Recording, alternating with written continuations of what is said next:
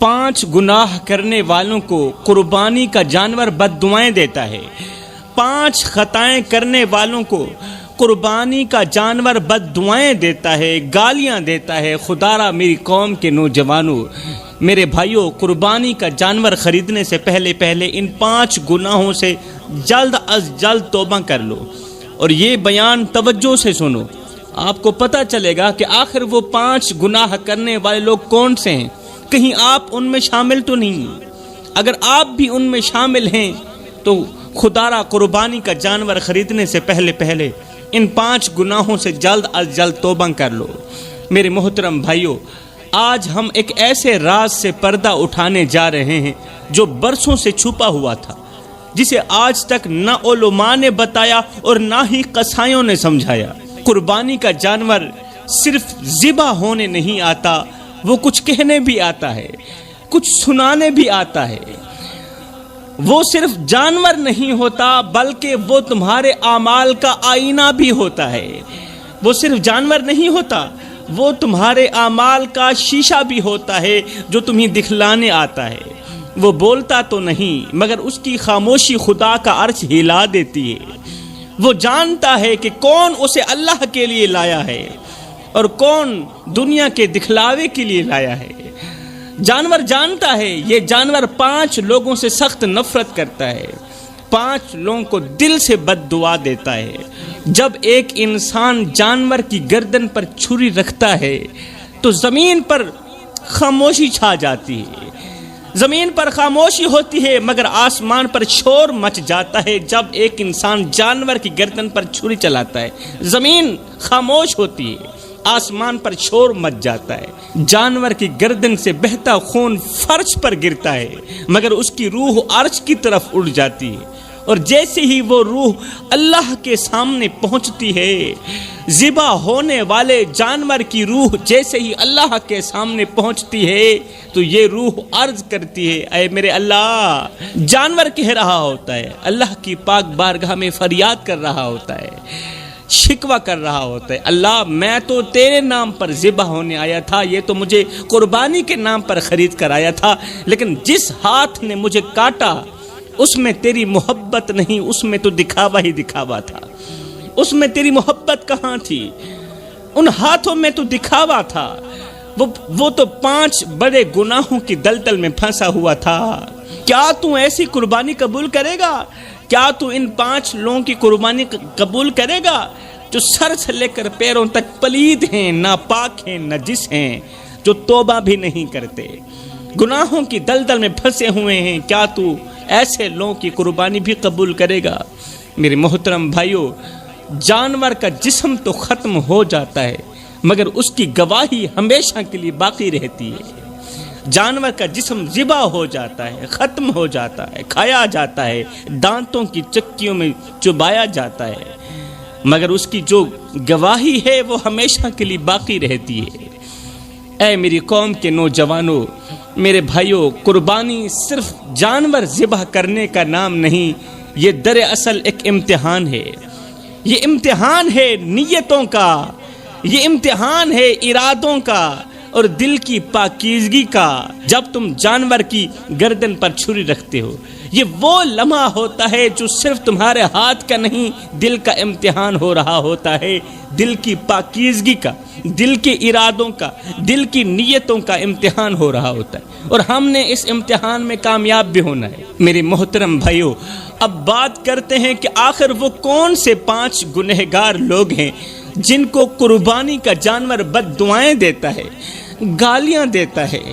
جانور تو خاموش ہوتا ہے لیکن اس کی روح اللہ کے حضور فریاد کرتی ہے، جانور کی روح اللہ کے حضور فریاد کرتی ہے، روتی ہے، تڑپتی ہے، شکوے پیش کرتی ہے، شکایتیں کرتی ہے۔ جب کوئی انسان اپنی نیت خراب رکھ کر قربانی کرتا ہے نا، اللہ اکبر، تو اس کی روح اللہ کے حضور فریاد کرتی ہے۔ اب غور سے سننا کہ آخر وہ کون سے 5 بد نصیب لوگ ہیں، وہ کون سے لوگ ہیں جن کو قربانی کا جانور بد دعائیں دیتا ہے۔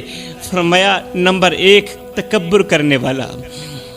تکبر کرنے والے شخص کی قربانی قبول نہیں ہوتی تب تک جب تک یہ شخص پکی توبہ نہیں کر لیتا۔ تکبر کرنے والے شخص کو قربانی کا جانور بد دعائیں دیتا ہے، گالیاں دیتا ہے، تب تک جب تک یہ شخص توبہ نہیں کر لیتا۔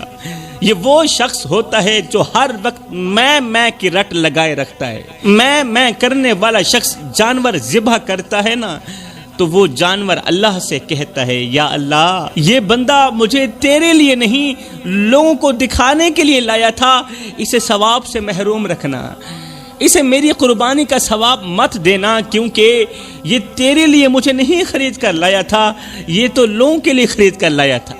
اس کی نیت صاف نہیں، اور جس کی نیت صاف نہیں اس کے اعمال قبول کیسے ہو سکتے ہیں؟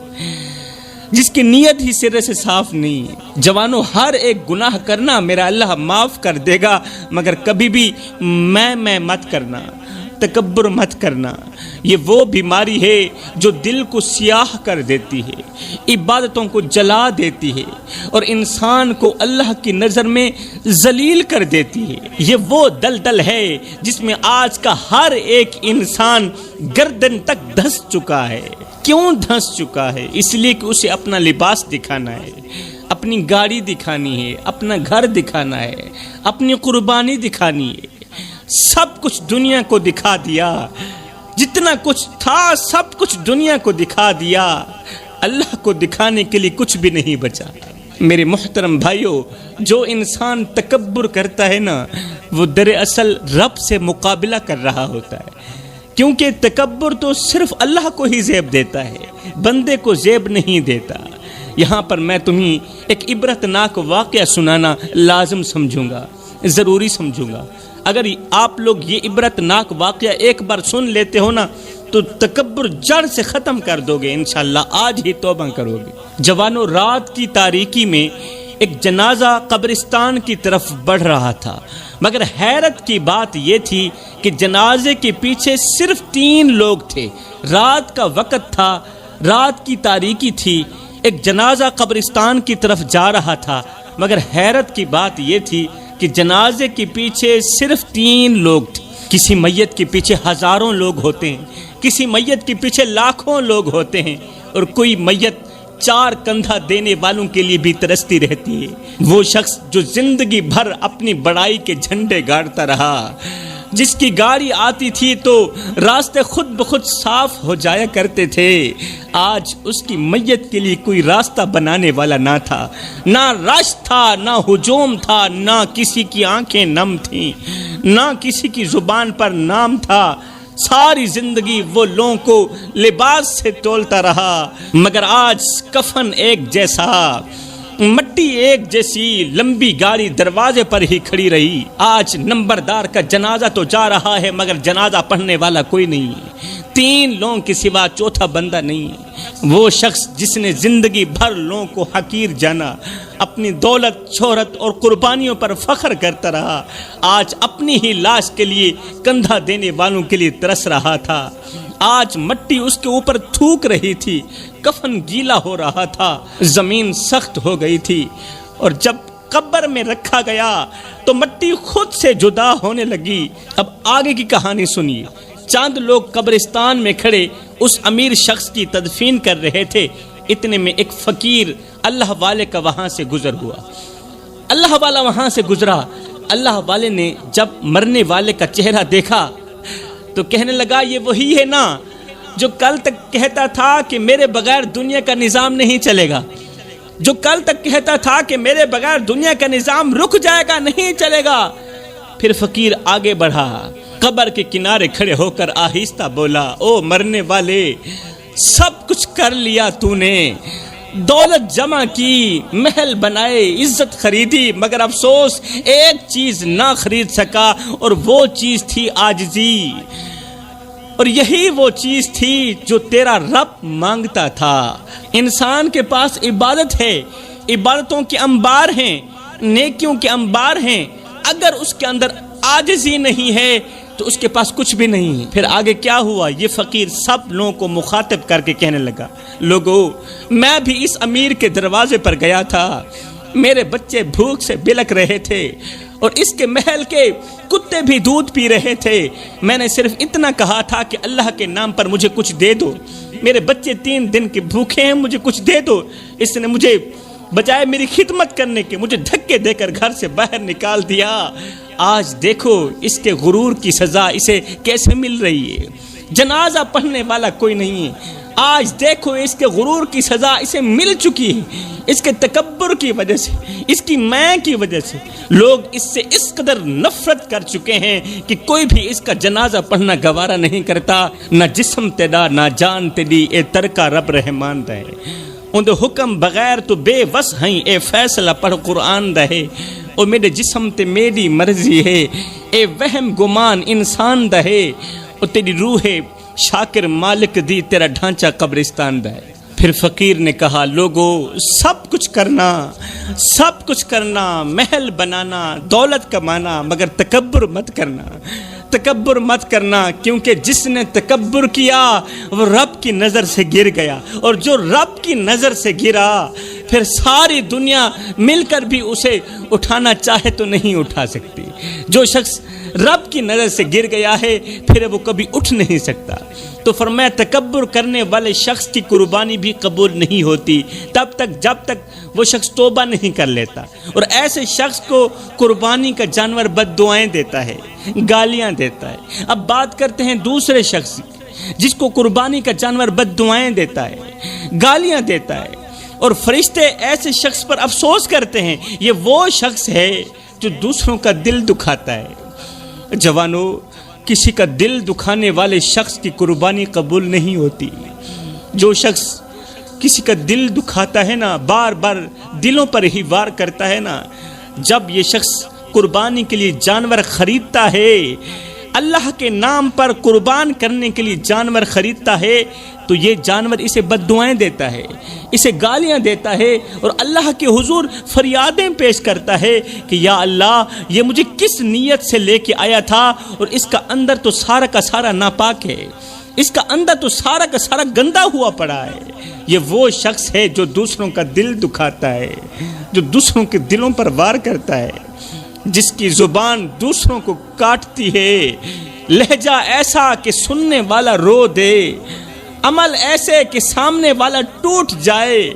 وہ شخص جس نے ہر ایک رشتے کو الفاظوں سے زخمی کیا، زبان سے زخمی کیا، وہ جب جانور کی گردن پر چھری چلاتا ہے تو جانور آسمان کی طرف دیکھ کر کہتا ہے یا اللہ یہ وہی ہے جس نے کئی دلوں کو ذبح کیا، یہ وہی ہے جس نے کئی دلوں کو توڑا. جوانو، کتنے لوگ ہیں جو بے قصور لوگوں کا دل دکھا کر کہتے ہیں میں نے کون سا قتل کر دیا ہے. لوگوں کا دل دکھاتے ہیں، جینا حرام کرتے ہیں، پھر بعد میں کہتے ہیں کہ ہم نے کون سا قتل کر دیا ہے. صرف بات ہی تو کی ہے نا، صرف ایک جملہ ہی تو بولا ہے نا، کون سا آگے والا مر گیا ہے. انہیں یہ معلوم نہیں ہے کہ جب دل زخمی ہو جائے نا تو لفظ بھی قاتل بن جاتے ہیں. ایک جملہ کسی کو رات بھر رلا سکتا ہے، ایک نظر کسی کو پوری زندگی کا درد دے سکتی ہے.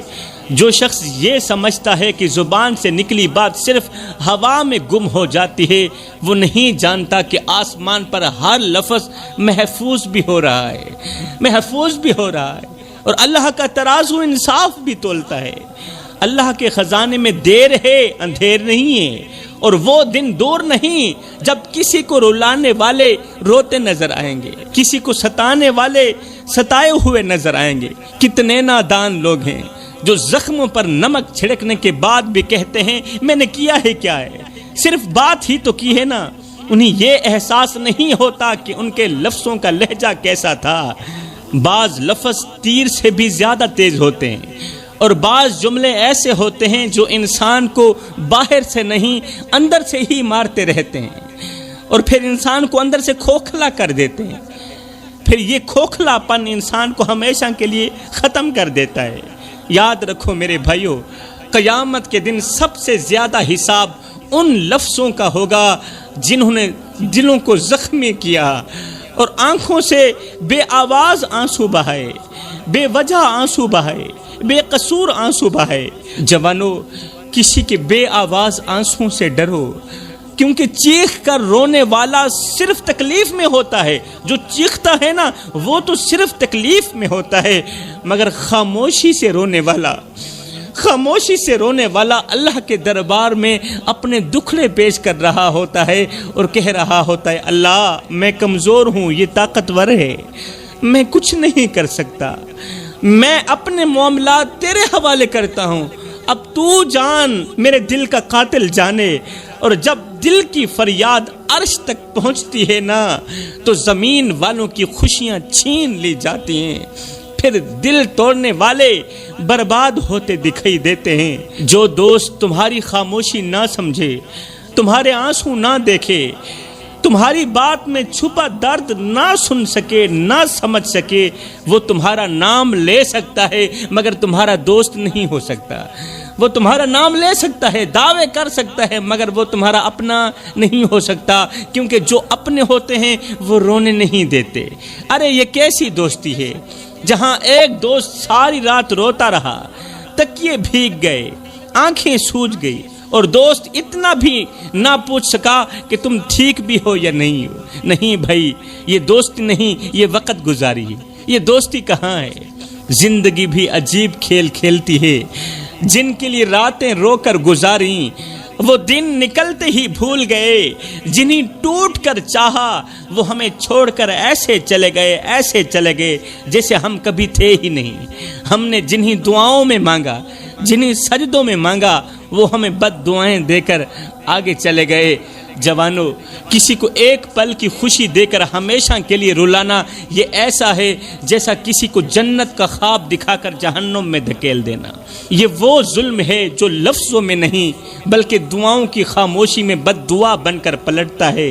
جو پل بھر کے وعدے کرتے ہیں اور عمر بھر کے زخم دے جاتے ہیں، وہ صرف دھوکہ نہیں دیتے بلکہ وہ کسی کی پوری زندگی ہڑپ بھی کر جاتے ہیں، وہ کسی کی پوری زندگی تباہ بھی کر جاتے ہیں۔ تو فرمایا کسی کا دل دکھانے والے شخص کی قربانی بھی قبول نہیں ہوتی، اور ہاں جس کا دل توڑا تھا اس سے جیتے جی معافی نہ مانگ لے تب تک اس کی قربانی قبول نہیں ہوگی، کیونکہ دل اللہ کا مسکن ہے، اور جو اللہ کے مسکن کو توڑ دے اس کی عبادت عرش تک نہیں جاتی، وہ فرش پر ہی رل جاتی۔ اور فرمایا تیسرا گناہ جو کسی بھی عبادت کو قبول نہیں ہونے دیتا، وہ ہے ماں باپ کو دکھ دینا۔ جو لوگ والدین کو رلاتے ہیں، والدین کا جینا حرام کر دیتے ہیں، افسوس ان لوگوں پر جو اپنی غیرت دشمنوں پر نہیں ماں باپ پر دکھاتے ہیں، جو غصہ باہر نہیں اپنے گھر کے در و دیوار پر اتارتے ہیں، جو دنیا کے سامنے جھک جاتے ہیں مگر ماں باپ کے سامنے اکڑ جاتے ہیں، اور پھر یہ سمجھتے ہیں کہ ان کی دعائیں بھی قبول ہوں گی، ہماری عبادتیں بھی قبول ہو جائیں گی، ہماری قربانیاں بھی قبول ہو جائیں گی۔ نہیں بھائی، جس گھر میں ماں کی آہ ہو، ماں کے آنسو ہوں، باپ کی آنکھوں میں نمی ہو، اس گھر میں سکون نہیں اترتا، رزق رک جاتا ہے، اور دعاؤں کے دروازے تو ویسے ہی بند ہو جاتے ہیں، اس گھر کی قربانی قبول نہیں ہوتی۔ حضرت سیدنا علی المرتضیٰ شیر خدا سے پوچھا گیا، یا علی ہمیں کیسے پتہ چلے گا کہ ہم اللہ کے غضب کے بالکل قریب ہیں اور ہمیں جلد از جلد توبہ کر لینی چاہیے؟ فرمایا جب باپ تم سے ڈرنے لگے، بوڑھی ماں تمہارے دبدبے اور خوف کی وجہ سے تم سے بات نہ کر پائے، جب ایسا موڑ آئے تو جان لینا تم دنیا کے سب سے بڑے بدقسمت ہو اور اللہ کے عذاب کے بالکل قریب ہو۔ جلد از جلد توبہ کر لینا اور ماں باپ کو راضی کر لینا۔ قیامت کے دن اللہ تعالیٰ سب کو معاف کر دے گا مگر دو لوگوں کو کبھی معاف نہیں کرے گا۔ قیامت کے دن اللہ تعالیٰ ہر ایک گنہگار کو معاف کر دے گا مگر دو لوگوں کو کبھی بھی معاف نہیں کرے گا۔ نمبر ایک، وہ شخص جس نے والدین کا دل دکھایا ہوگا، ماں کی دعاؤں کو ٹھکرا دیا ہوگا، باپ کے صبر کو آزمائش بنا دیا ہوگا، جس نے ماں باپ کا جینا حرام کر دیا ہوگا، ایسے شخص کو اللہ تعالیٰ کبھی معاف نہیں کرے گا۔ نمبر دو، وہ شخص جس نے شرک کیا ہوگا، جس نے یہ 3 انچ کی پیشانی اللہ کے بجائے کسی غیر کے آگے جھکائی ہوگی، ایسے لوگ قیامت کے دن روئیں گے، فریادیں کریں گے، سجدے کریں گے، مگر ان کی عبادت، ان کا سجدہ، ان کی دعا کچھ بھی قبول نہیں ہوگی۔ کیوں؟ اس وقت اللہ کا ترازو انصاف تول رہا ہوگا، کیونکہ والدین کا دل توڑنا اور رب کو چھوڑ کر کسی غیر کے آگے جھکنا، یہ وہ دو گناہ ہیں جو کبھی بھی معاف نہیں کیے جائیں گے۔ اور آخر میں قربانی کی فضیلت کے بارے میں چند اہم باتیں عرض کر کے اجازت چاہوں گا۔ صحابہ کرام نے عرض کی، یا رسول اللہ یہ قربانی کیا ہے؟ میرے رسول کریم صلی اللہ علیہ وسلم نے فرمایا یہ تمہارے دادا حضرت ابراہیم علیہ السلام کی سنت ہے۔ قربانی صرف جانور کاٹنے کا نام نہیں، جانور کے ذبح ہونے کا نام نہیں، یہ ایک نیت بھی ہے۔ قربانی ایک نیت ہے، قربانی ایک جذبہ ہے، ایک اعلان ہے کہ ہم اللہ کے حکم کے آگے اپنی خواہشات، اپنی چاہتیں اور اپنا سب کچھ قربان کرنے کے لیے بالکل تیار